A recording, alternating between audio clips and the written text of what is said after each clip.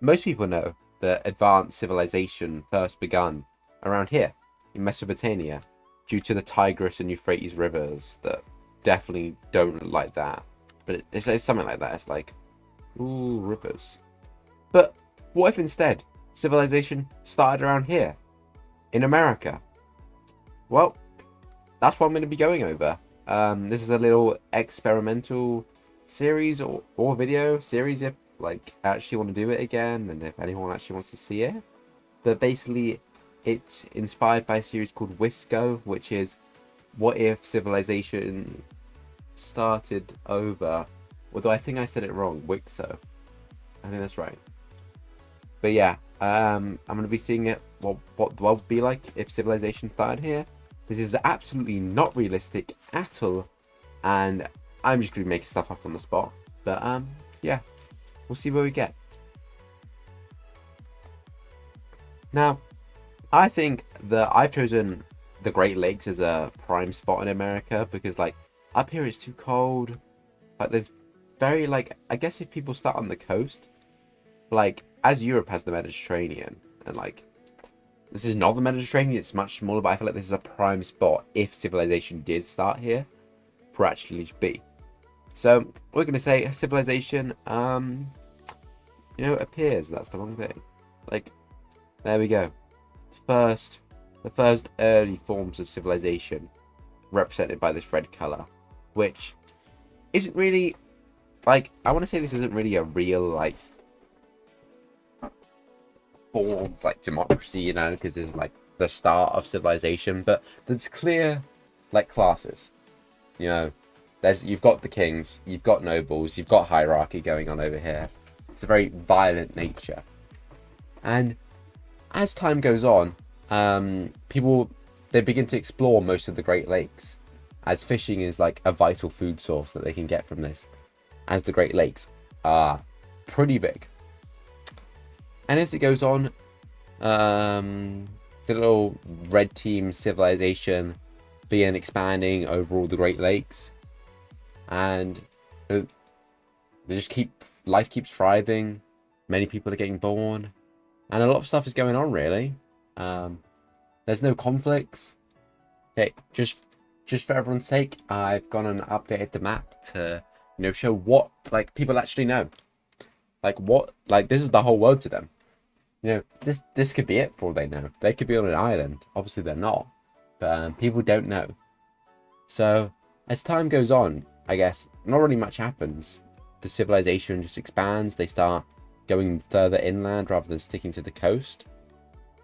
But overall, life stays the same for a while because the civilization needs time to, grow and expand. And eventually, the red civilization expands so much that they almost take over like the whole of the Great Lakes. Go around here, they start even like pushing into mainland America almost.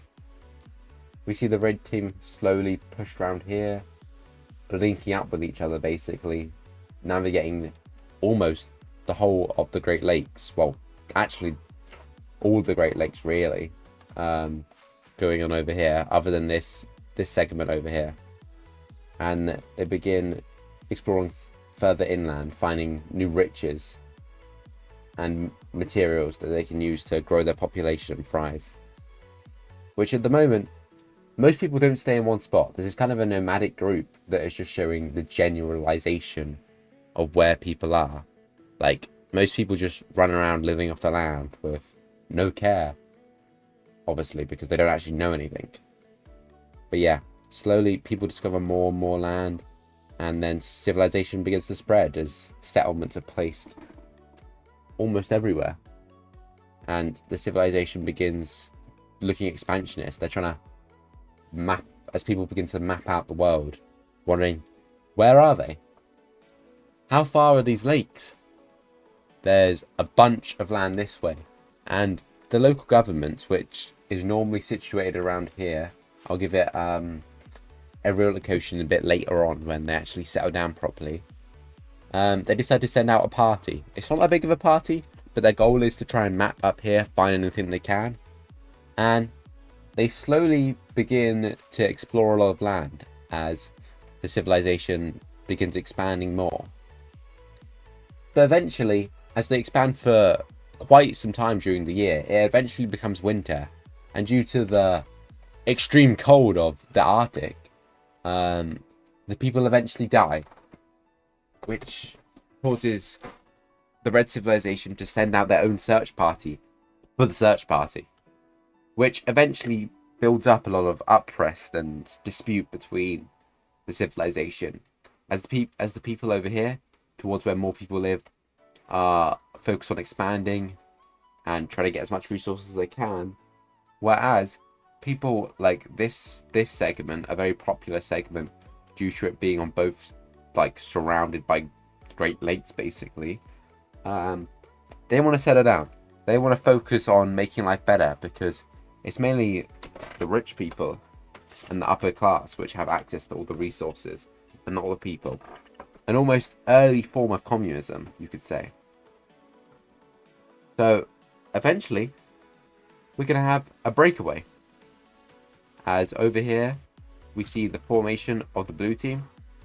Yes, a very original color scheme, as these guys just kind of separate off. You know, they don't take too much, but they've kind of formed their own thing, eventually trying to monopolize on this lake, going for a more of communist society, which is much different to over here, which is very much aristocratic. I can definitely speak. Over time, as the decades go on, people discover more and more land, and eventually we're going to get some new borders of these two civilizations. There we go. These are the new borders of the civilizations, with the blue team being much smaller, mainly sticking around this lake as they know it's a vital food source for their civilization to live. Whereas the red team here and here are beginning to, like, expand outwards almost, going more inland and, you know, starting to form proper locations and areas of population. But they still haven't gone this way though, and I wonder when that's going to happen. Maybe later on in this story. Let me colour this in. Eventually, after the civilizations expand even more, we see the first forms of, like, big cities, capitals, like focal points of civilization, which I'm about to put on the map. In terms of the red team, we have their capital being right here in a prime location, and their major cities being located here, right on the edge, and here, an area of prime expansion for the people trying to go this way. And in terms of the blue team, their capital is situated, right here. They don't really have any other big cities. Maybe one around here, but other than that, it's mainly the red team that is thriving right now, almost having, I think, around I'd say around double the population of the blue team. But that might change soon. Now, here's where things start to get a little bit spicy, because the capital over here have come up with yet another mission plan. This time, instead of sending more people north, which didn't end up well last time, they didn't actually explore that much, and yeah, people actually haven't gone up there, so that was kind of a waste of people. They're going to go this way, which, spoiler alert, there's something over here. Now, the civilization, they're going to come this way, they're going to send their people through here, and they're going to begin exploring. And eventually, what they'll come across is a coastline. You know, they'll come across whatever, is this Long Island? I don't know, New York maybe? But nonetheless, they'll discover some land, new land in fact, called the Atlantic Ocean. And this is pretty monumental, because as of right now, you know, this is their whole world. All they know is the Great Lakes. They rely on it for fishing, for everything. It's kind of like, it is literally the center of the world. But this new discovery of a new body of water which means new civilizations can thrive over here, which is a game changer. But actually, what ends up happening is the people that are sent over here break away from civilization, and they begin their own little settlement over here, hoping to control this land, and they actually don't end up telling anyone about this. It's not until much later that the red team goes out and sends their own search team, suspecting that these people have ended up the same fate as the ones up here. They realise that there's actually land here, and these people have just broken away from civilization to take it for themselves. As time goes on, we see a lot more land being discovered, and the green team expanding. We're setting up their capital, obviously on the really skinny island, which I'm pretty sure is Long Island. Probably should have searched up, but I'm going to call it Long Island. And, you know, if it's wrong, then you can correct me in the comments. But, yeah. We've got over here, we've got 3 civilizations being set up. Obviously, red still containing the most, and blue second, and green third. But all the sea civilizations are expanding, and soon they're going to get a lot bigger. Now we enter what I like to call the Age of Expansion, where we see these civilizations begin expanding a lot. First, it begins with the blue team, which aren't really expansionists, but, you know, to compete with the others, they end up going out, discovering new land up north, and really carving out, you know, kind of like an oval, really, like an area of their land. But they're not the only ones. We see the red team pushing up over here, finally going up here where, you know, they went ages ago, decades ago even, and actually discovering what's up here. And actually, it's not too bad. So they don't know what killed those people. They don't really, you know, but they're gonna thrive anyway. And this is where we first see a sort of meet up between the reds and the greens, as the civilizations carve out their own border for themselves, making a border like that. But we also see the red expanding over here, furthering their border with the blue, while also pushing deeper, making a more like refined border, discovering even more land. The red and blue aren't the only people expanding, because yeah, green's expanding, pushing into, I want to say Delaware, no idea, but eventually green starts making a lot of land for themselves, discovering even more of the coastline, and they wonder just how far up and down does the coastline go. Well, spoiler alert, they're going to find out. The green team begins sending it down scouts and armies to discover even further down the coastline, until they eventually have to return for supplies. But they end up discovering a good chunk of land up here. But the green team aren't the only ones trying to expand. We got the red team. They're aiming to go this way to try and find coastline. They're trying to find this amazing idealized sea that the greens have found, but they're trying to go above greens. So the reds begin their expansion, sending a pretty large group of scouts to go and explore land. Until eventually, after quite some time using most of the supplies, they eventually hit gold, you could say, and they end up finding coastline, discovering this little bay? I think that's what it's called. Until they eventually return backwards. Until they eventually return back, discovering a lot of land, which allows the red team to come in here and basically lead to the discovering of whatever this area is called, as it is known to the rest of the world. And it's all up for grabs between the red team and the green team as they race to whoever gets the most land. We see the red team be the first ones as they begin pushing their civilization towards the little bay. They're not the only ones. Green team begins pushing upwards, thriving off the coast, before eventually crossing this little channel over here and landing here. But while they're doing this, the red team manages to hit land, and they carve themselves all of this land, eventually forming a new border between the green and the red up here, which definitely won't lead to war later on, as the green push out, discovering these islands. whereas the red consolidate their border up here, allowing them to have a significant territory reaching the Atlantic Ocean. Much later on, we see the emergence of some big cities, especially in the Green Empire. We see a lot of people moving down here as they hope to explore further down once the Green government starts funding more exploration missions. And this kind of becomes a hub for the Green Empire. Well, we also see a city start to form here, as well as here, as people go over here for hope, for new opportunities. But back in the mainland, we still see the build-up of more cities.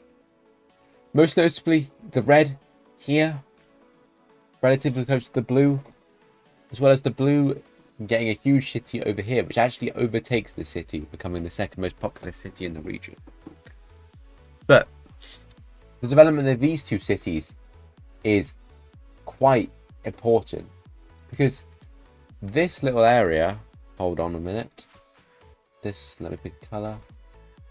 This area of the red team actually wants to join the blue team. You know, they agree with how the blue team acts, and the local leader of this town officially joins the blue team as the blue team takes over this whole province. Which obviously, if you're the red team, you're not going to like that. You just had one of your new biggest prosperous cities taken. So, you know what we're getting? We're getting the First War. And you can even call it a world war, because it's got 2/3 of the world, if you think about it. Now, who's going to start this war? Well, it's going to be the red team. The red team are going to push with their very minuscule army. I mean, armies are barely developing, but we do have sophisticated military for both these countries, which will make this war a lot more official. And now, as the red team storm through this land, they've been given orders to pillage, as the red team begin taking all the small villages and plundering them and stealing all their resources, until they eventually near the rebellious city. But the blue team, they're not going out without a fight, and they send their own army, which defeats the red army around here, and even allowing the blue team to push in to some of red's territory. But not before red comes back, removing their army from blue land to help protect, as they manage to push the blue team back into their own land.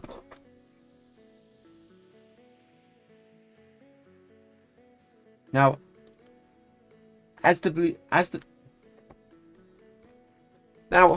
red team begin to wreak havoc throughout the blue team, it may look like they're winning. It may look like they have an advantage, but the blue team doesn't actually has their soldiers somewhere else. They've got some like defenses here to ward off the red army, but they've got a hitting force of themselves. Over here, the leaders of the blue team send their own division to invade up north, and due to there being no defense here, they absolutely steamroll through the red nation, managing to even capture one of the red's popular cities, which not only, you know, is a defeat to the reds, it also makes the people angry, especially in regions over here. As over here, if you look, this is extremely far away from the capital. Like, it's literally on the other side of the world. So we've got some upbreast building up here, as it looks like there could be a revolt coming from this city, but more on that later. But what this does do is alert the reds, which remove some of their forces from here, allowing the blues to basically push them back to the border, even pushing in to some extent over here, which means that the red, as much as they try and push back, especially up here, they cannot stop the blue from taking the city, and the blue eventually push even further, making the first official naval landing developing the most advanced naval technology, which at the moment is very little. Like, they're not going to have big ships. But none the matter, this allows the Blues to use the first ever tactics called encirclement, as the Blue forces begin to surround the Red forces, forcing them to be pushed back here, where they eventually backed into a corner that they are absolutely obliterated, which is a big blow to the Red, as that's like half their army. And this allows the Blues to steamroll through Red territory, which eventually forces the Red to sign a peace treaty, capitulating, as losing their capital would be detrimental to the country. Now, obviously, the Blues, they just want independence, but they're not going to let the Red slide. They're going to be taking some land. Obviously, not everything, because, they haven't taken most of the country, and if they were trying to take a lot of the country, the Reds would fight back. But they're going to take a portionable size. We see the Blue take most of their occupied lands, even getting a bit more over here and slightly more over here, while the Reds managed to get this chunk of land back. But that is not the only thing that happens. Okay? We see over here, there's been a lot of unrest here. And this city planned their rebellion as they rebel from the big nation, forming their own nation, kind of based around here. This new purple country, which, by the way, I have no idea why this has gone purple. But anyway, we've got a brand new country, which the Red aren't really happy about. But they've got no military. A bunch of their people were slaughtered. And if they were to start another war, the government would become even more unpopular than it is.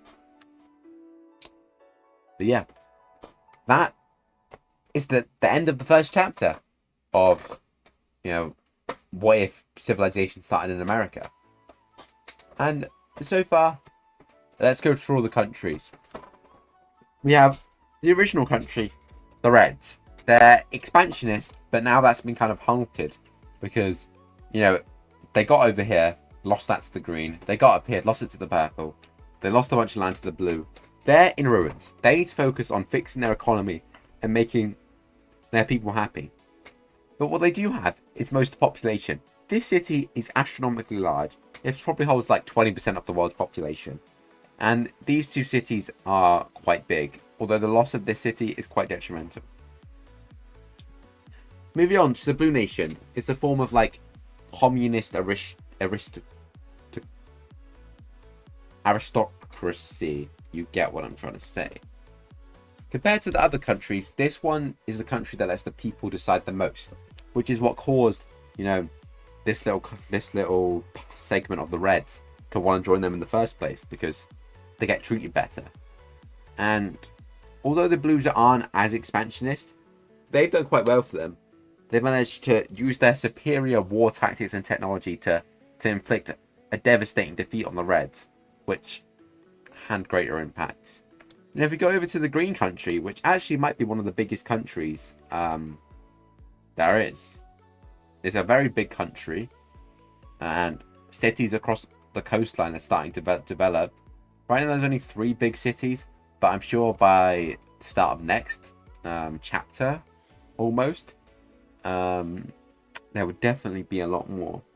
But this is turning into be a very powerful nation, as they have so much fishing ground. There's loads of fish here. There's lots of resources, and it's a very fertile land over here. They can do a lot of farming on, which might make them a great power later on. And our newest member and our weakest country, we've got this little civilization over here. Rebelled from the Reds very recently. They don't really have a strong form of government. Right now, it's basically kind of split. Hold on, let me get black. And let me try it's basically split into different areas. It's a bunch of different tribes that are united under one identity kind of, but there's not really one leader. But maybe we'll see what happens in the next chapter. But yeah, that's gonna be it for this chapter. So if you actually watched to the end, then comment, like, and subscribe. But yeah, see you in the next one if I decide to make one, and I probably will.